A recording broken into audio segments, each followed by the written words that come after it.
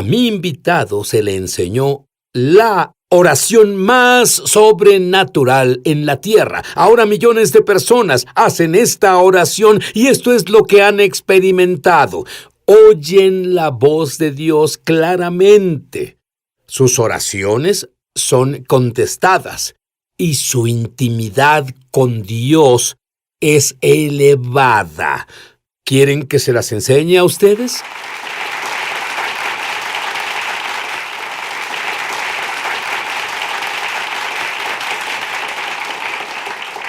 Bien, los gentiles deben provocar a los judíos a celos. Tú me provocas a celos. ¿Cómo es que una familia tiene 38 miembros en el ministerio? ¿Cómo es posible? Bueno, comenzó con un milagro, Sid.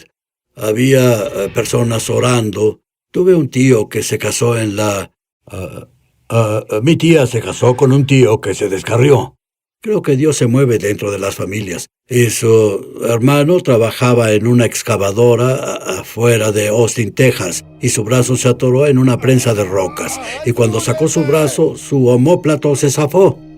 No tenían los doctores, no tenían la medicina ni el conocimiento a principios de los 40. Así que oraron y Dios salvó su vida. Y por ese milagro, la familia entera fue impactada porque no había duda que fue Dios. Mi familia oró, mi madre no era mujer de oración, pero después de eso se volvió una mujer de oración. Tú me dijiste que los milagros son una evidencia de una mayor realidad.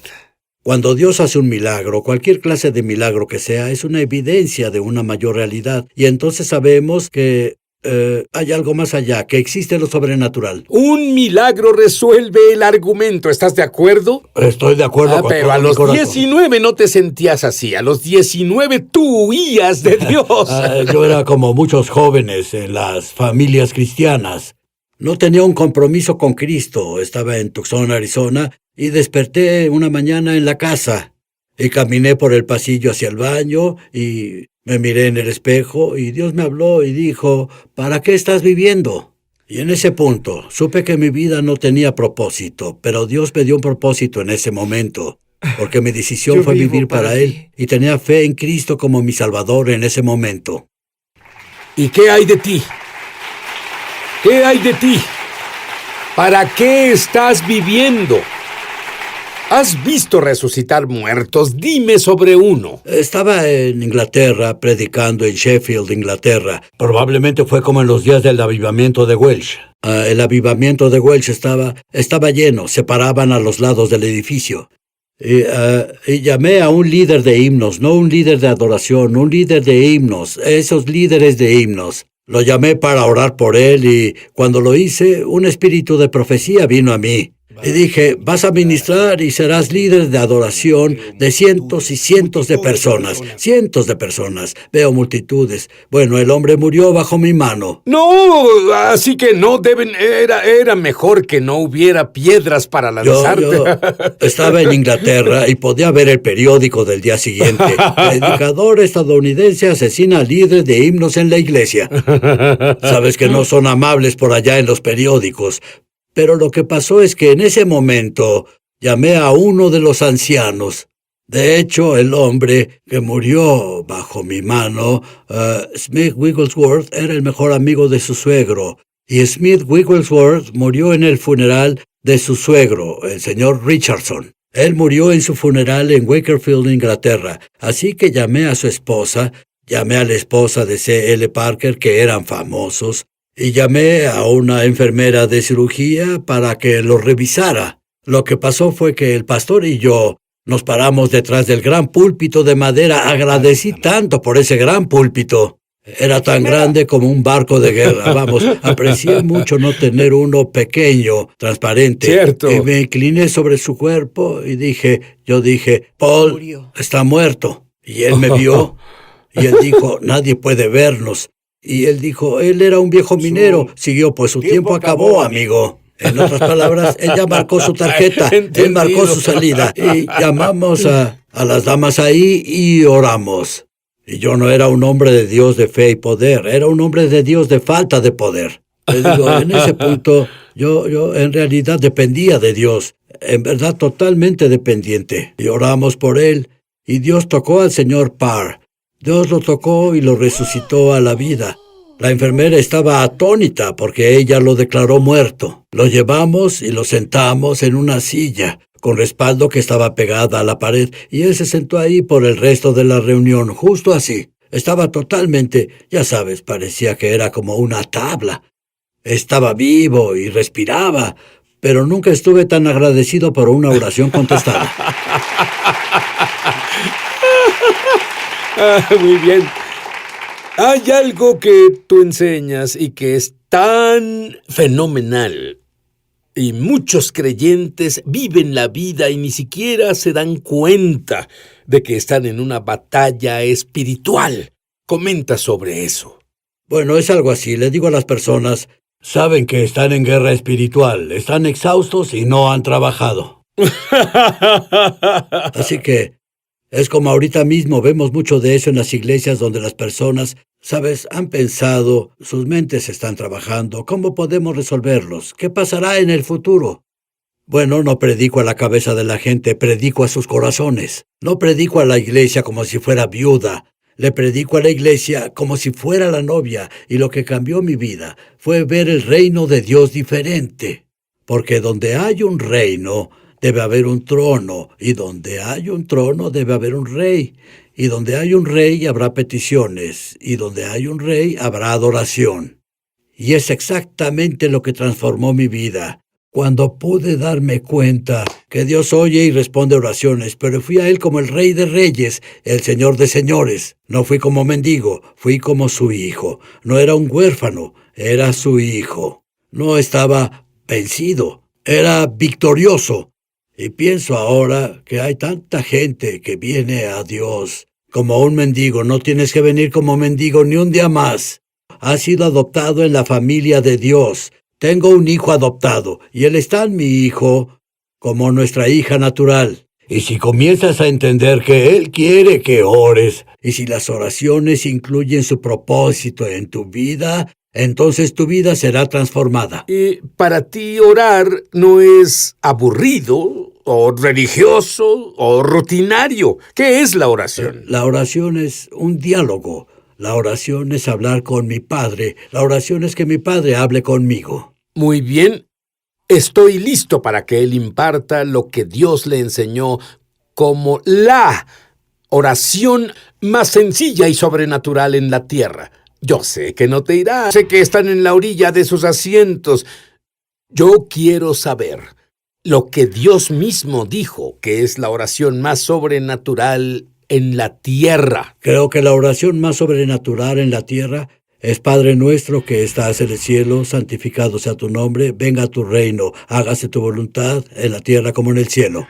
Danos hoy nuestro pan cotidiano y perdona nuestras ofensas, pecados o deudas, así como perdonamos a nuestros deudores. Y no nos dejes caer en tentación, sino líbranos del mal, porque tuyo es el reino y el poder y la gloria por siempre. Sí, yo creo que es una oración sobrenatural. Todo lo que no es sobrenatural es superficial. Y creo que Jesús, cuando estuvo lejos de sus discípulos, creo que es lo que Él oraba. Creo que Él se apartaba en la mañana para orar, y Él oraba la oración que les enseñó. Cuando oren, oren así. Pero, ¿sabes? Cuando yo escucho esta oración en una congregación, es parte del ritual. No tiene impacto, no tiene significado. ¿Qué significa para ti?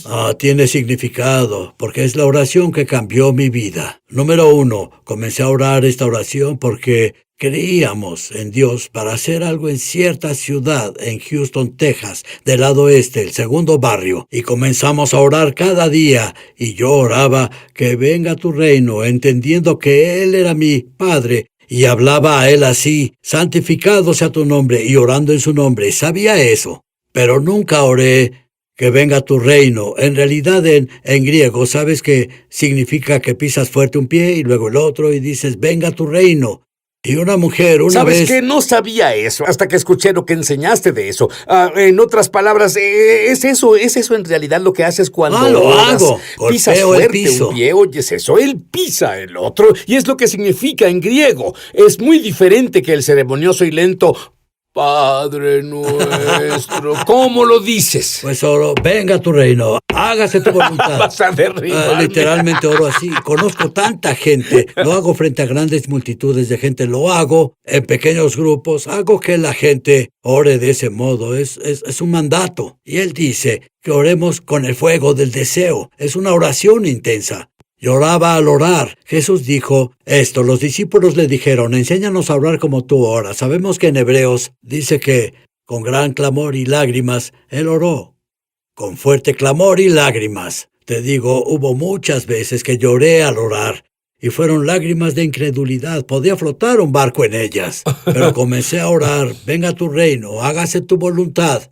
Y fue con seriedad y urgencia y el fuego del deseo. Las cosas comenzaron a pasar, los milagros sucedieron. Muy bien, tú conducías con tu esposa en Houston y comenzaste, pero orabas, venga tu reino. Dime exactamente qué orabas. Yo oraba, venga tu reino, hágase tu voluntad. Y lo que pasó fue que mi esposa dijo, alguien necesita trabajar con los jóvenes en Houston. Esto fue durante la guerra de Vietnam. Yo no sabía exactamente qué sucedía. Pasábamos por una escuela en la noche y solo di un vistazo a la escuela y dije, oh Dios, dame esa escuela. Y quise decir, dame una oportunidad para ministrar a los jóvenes. No quería el edificio. Estaba destruido, dañado, parecía como algo construido en los años 30 y lo era. Y era una secundaria y Dios nos dio esa escuela. Y los siguientes 48 días probablemente tuvimos 1000 jóvenes venir a Cristo en esa escuela. Por el milagro de la oración. Y esa escuela tenían tipos que vendían drogas, traficaban drogas, eran mulas, les ataban droga a ellos y los enviaban a Miami, chicos que tenían 12 y 13 años para llevar sus drogas hasta Miami para los cárteles en ese tiempo. Y también tenían prostitución en la secundaria y decomisamos un montón de droga y la pusimos en el escritorio del director. Yo era joven entonces, y te lo digo ahora, está tan fresco hoy como lo fue entonces, porque cuando comencé a decir esa oración vi su poder. Y muchas personas creen que orar es aburrido.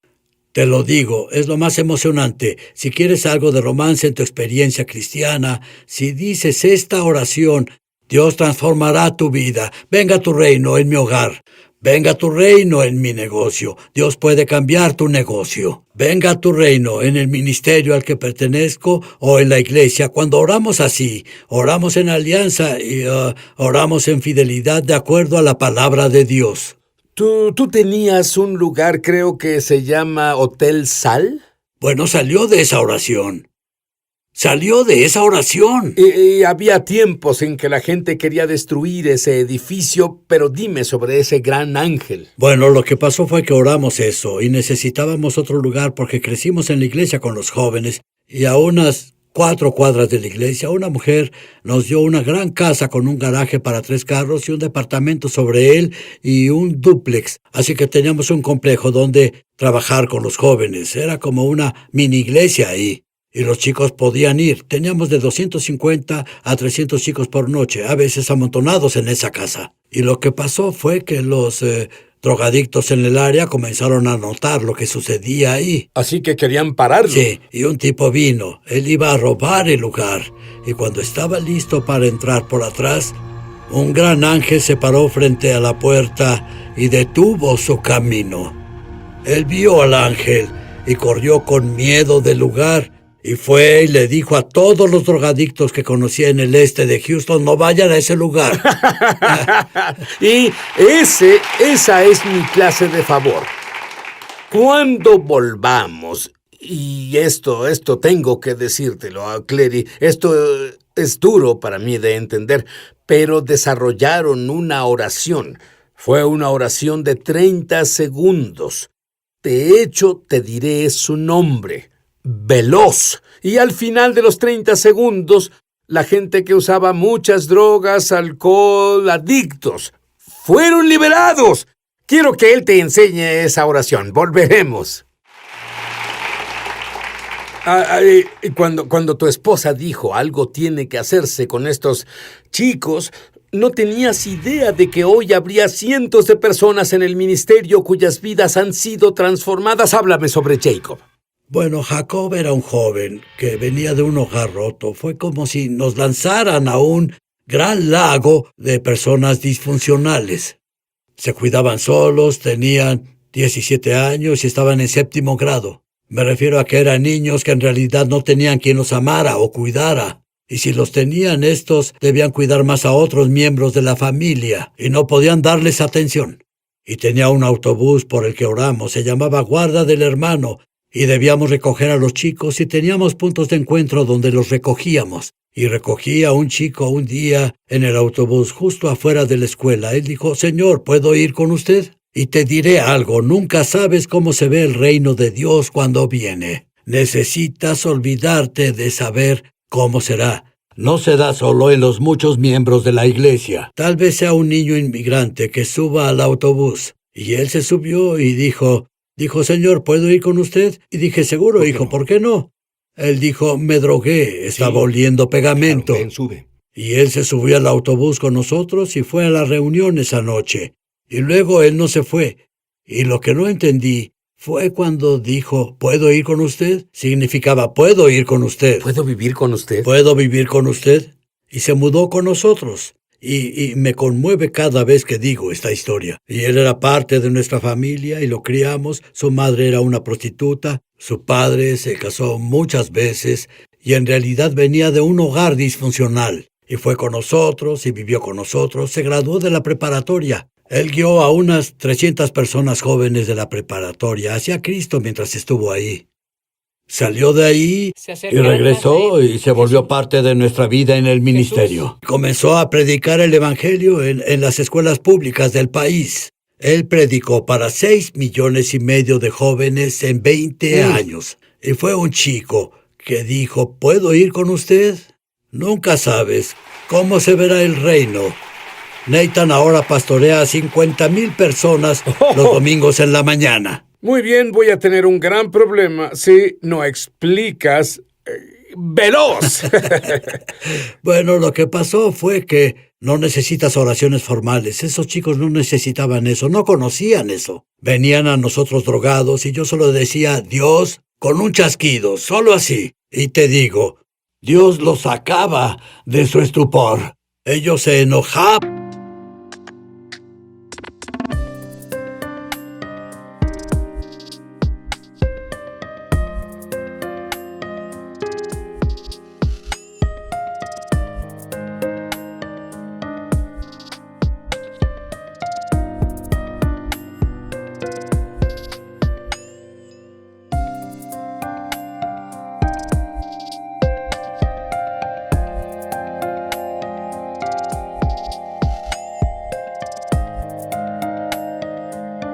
A veces, pero era una oración tan poderosa que podíamos verlos sobrios en 30 segundos. Pero lo que tenía que durar esa oración era solo un chasquido. Vi que después, hace 6 años, oré por un joven y dije, «Dios, que sea solo un chasquido». Alguien envenenó su bebida. Dios sanó al joven así de rápido, en el momento justo. Ora esa oración rápida ahora. Lo que significa eso fue fuera de aquí. Y el poder de Dios venía y el cielo venía a la tierra. Y rompía el poder de la adicción en ellos. Hablo de adicciones fuertes. No hablo solo sobre tomar demasiadas aspirinas o Excedrin en el nombre de Jesucristo de Nazaret. Sé sano. Sé sano en el nombre de Jesucristo de Nazaret. Sé liberado. Dios, dáselos ahora. Oro en el nombre de Jesús. Amén. Dime sobre la frase, «Danos el pan nuestro de cada día». Esa es una de mis partes favoritas de la oración. Y la razón es porque dependemos de Dios cuando decimos, «Danos el pan nuestro».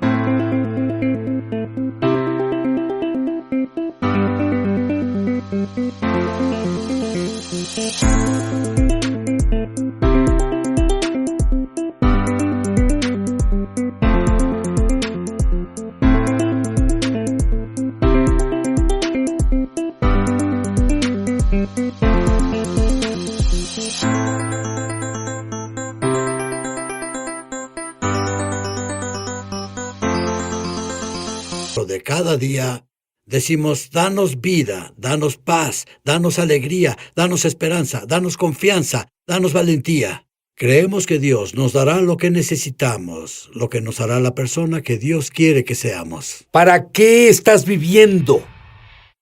Si tú solo crees en Jesús, está bien. Pero la Biblia dice en el lenguaje original, esta es la vida eterna, para que tengan conocimiento experiencial de mí. Di esta oración conmigo, de corazón, voz alta, ahí donde estás. Querido Dios, soy un pecador. Contra ti y solo a ti he pecado. Lo siento tanto. Creo que la sangre de Jesús limpia mis pecados. Estoy limpio. Y ahora que estoy limpio, te hago mis